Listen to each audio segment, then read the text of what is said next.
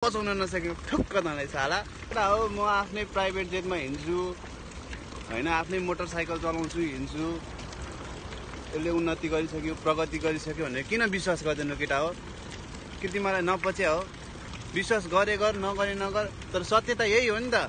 स्वीकार न, नि स्वीकार नै सक्दैनस् त पचाउनै सक्दैनस् त। उठ उठ साला, उठ भन्दा कस्तो रिस उठ्यो होला हैन? सुती सुती यसरी अर्काको भिडियो हेरेर हुन्छ त अनि? कहिले चढ्छस् त जेट? कहिले चढ्छस् आफ्नो प्राइभेट जेट भन्दा? खाते सालाहरू। म त यहाँ मुजी ल्याम्बोर्गिनीले चढेर हिँड्छु कहिलेकाहीँ। आफ्नै छ ल्याम्बोर्गिनी ओडी सोडी। के गर्छस् त मुजी? वरिपरि हेर्न मान्छेहरू मुजी यहाँ सेक्युरिटीको लागि बसिरहेको छ त। तिमीहरू रिस गर्ने, डार गर्ने होइन, गन्डो पछाडि कुरा गर्ने। के गर्ने त भन्दा? के गर्छस् रिसाएर? त्यो डार रिस अर्काको मुजी सफलता मुला देख्न नसक्ने, पचाउन नसकेको ठुक्क तँलाई साला। के गर्छस्? कति दिन सुत्छस्? कति दिन चल्छ यसरी? यसरी नै गर्छ जिन्दगी? यो गर्छु त्यो गर्छु भन्थिस् त अनि खै त के गरिस् त तैँले? केही गरेको छैनस् तैँले बाबु, केही गरेको छैनस्।